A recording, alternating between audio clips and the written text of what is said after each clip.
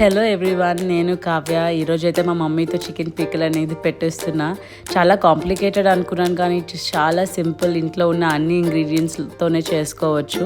So చూద్దాం. First అయితే chicken అయితే బాగా వాష్ చేసుకోవాలి. 1 kg చికెన్ని. తర్వాత సాల్ట్ అండ్ టర్మరిక్ వేసి కొంతసేపు పక్కన పెట్టాలి. తర్వాత జస్ట్ డ్రై ప్యాన్లోని చికెన్ని వాటర్ ఇంకిపోయినంత వరకు బాగా వేపుకోవాలి.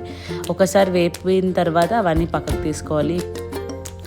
ఆ తర్వాత స్పైస్ పౌడర్ అయితే మనం రెడీ చేసుకోవాలి. మసాలా అన్నిటిని దానికి చూపించే ఇంగ్రీడియంట్స్ ధనియాలు, ఇలాచి, చెక్క, లవంగ, తర్వాత కొంచెం ఆవాలు, మెంతులు అండ్ జీలకర్ర వేయడం అయితే చూపించలేదు. అవన్నీ మంచిగా ప్యాన్లో డ్రై రోస్ట్ చేసుకొని అది అయితే పౌడర్ అయితే చేసి పక్కన పెట్టుకోవాలి.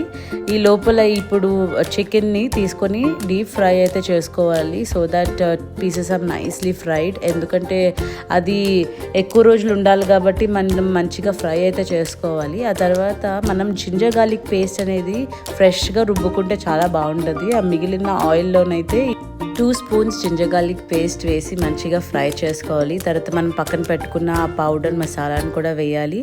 ఇవన్నీ మంచిగా ఫ్రై అయిన తర్వాత మేమైతే 3 మ్యాంగో పచ్చి కారం అయితే తీసుకున్నాము. కొంచెం సాల్ట్ అడ్జస్ట్ చేసుకొని 3 స్పూన్స్ ఆఫ్ కారం వేసుకొని తర్వాత ఈ చికెన్ కూడా మంచిగా అందులోని మునిగేలా కలుపుకోవాలి. తర్వాత 3 లెమన్స్ తాలూకా జ్యూస్ కూడా పైన వేసుకొని కొంచెం ఒక 2 అవర్స్ అయితే మంచిగా ఊరబెట్టినట్లు ఉండాలి.